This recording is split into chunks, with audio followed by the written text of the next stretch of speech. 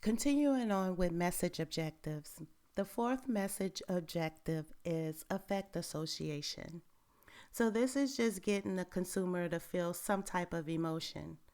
The ideal is that the target will link the feeling elicited by the ad with the brand and create a memorable association with the brand. Um, for example, you have, if you see the one at the bottom right, the Coke ad, they ran this campaign, Open Happiness. The ads did not give any type of information about the brand. It was just all about being happy. And so the goal was to invoke that type of emotion, feel good, happiness, and associate it with their brand. Another emotion is humor, of course. And the ad on the left evokes that type of emotion. And then you have the ad at the top right for Budweiser.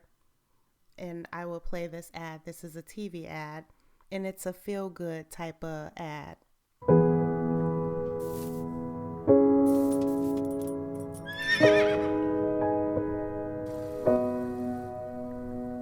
When I wake up, well, I know I'm gonna be the man who wakes up next to you. And when I go out, yeah, I know I'm gonna be the man who goes along with you. But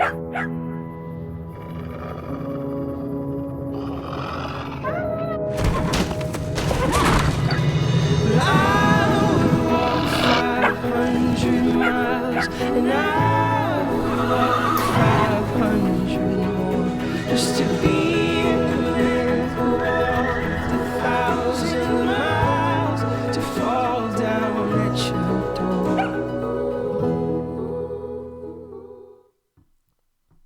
So, nothing so much about the brand, it just gives you that awe feeling and it evokes that type of emotion.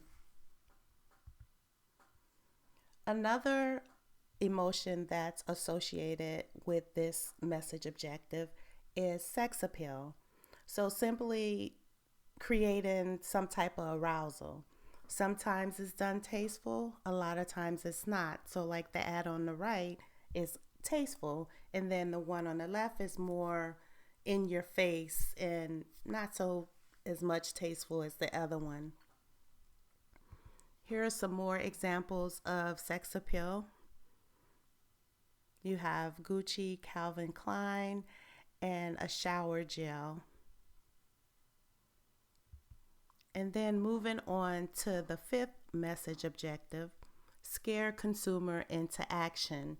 And you do this with fear appeal ads that highlight the negative consequences for not using the brand or not taking some type of recommended action.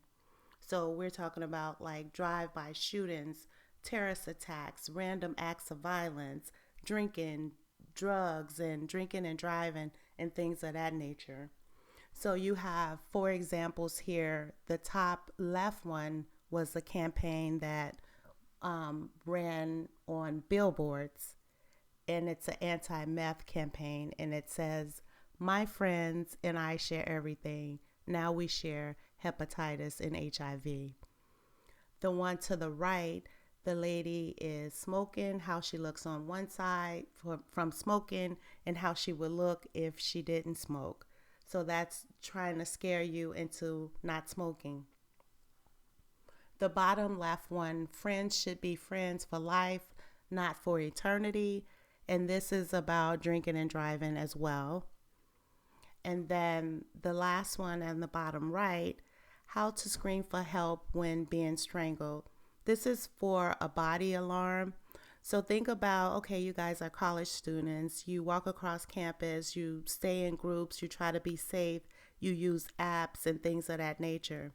Well, this is a body alarm that if you were being attacked, you can press the button and it might call the police or someone else in your emergency contacts. So it's scaring you into thinking like, okay, I walk around by myself or even in a group of a few people. What would happen if somebody tried to attack me? If I had this body alarm, I might feel safe. And so it's scaring me into the action of purchasing a body alarm.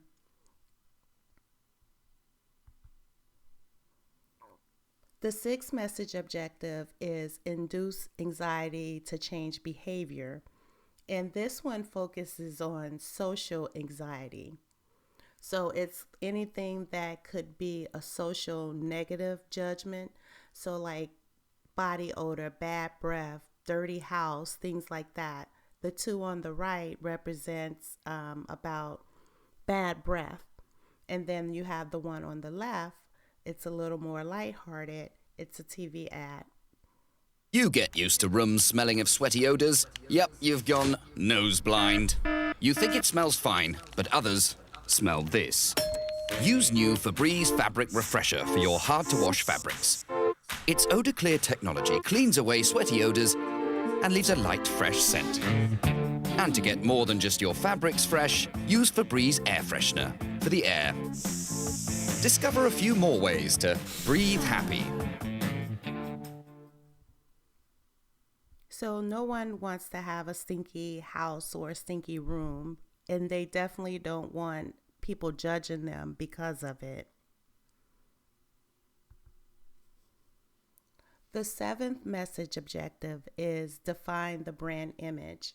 So images are associated with the characteristics of the brand, and that's what the brand want you to remember about them.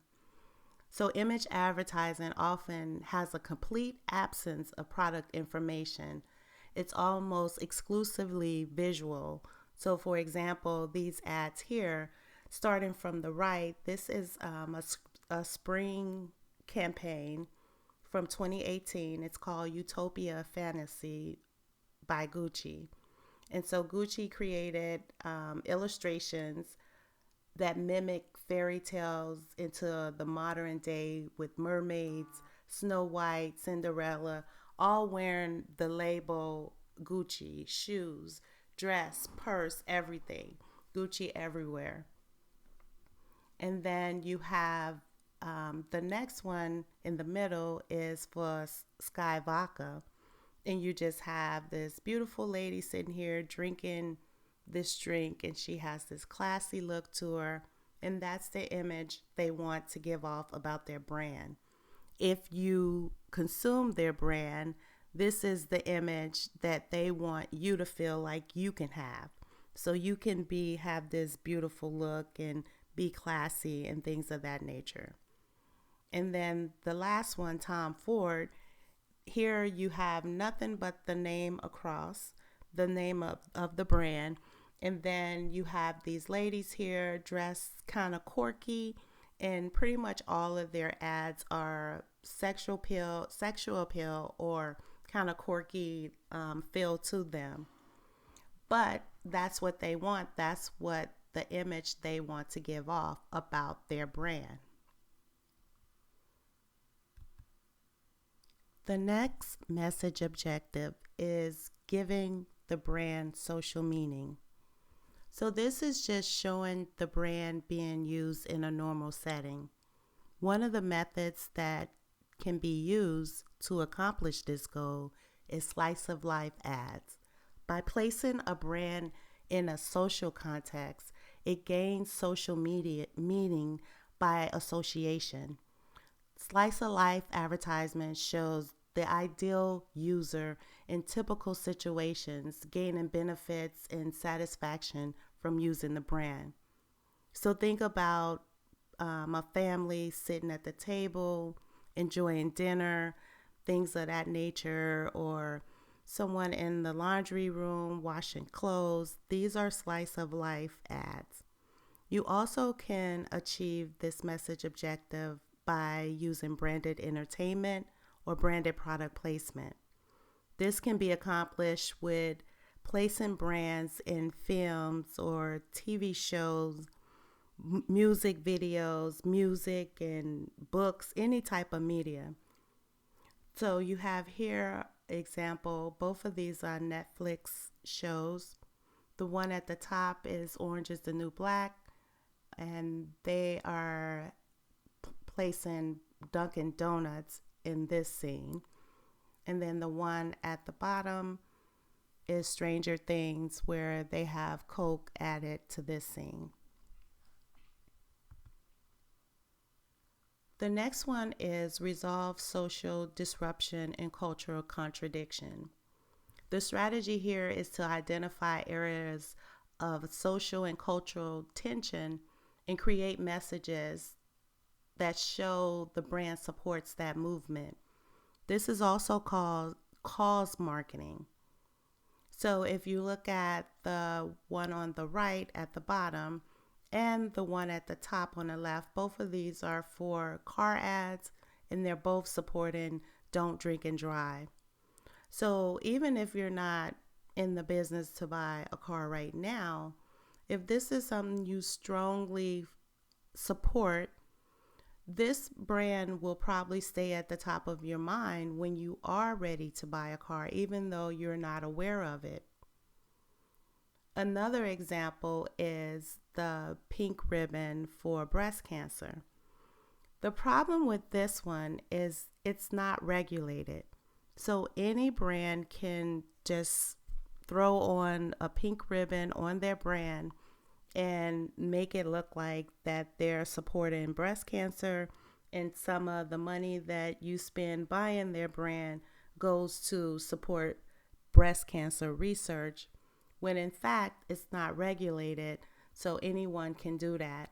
However, you get the gist of the resolve social disruption type of ads. So for example, if I was looking to buy pink nail polish and I'm a strong supporter of breast cancer survivors, and it's two different brands sitting on the shelf. They're both pink.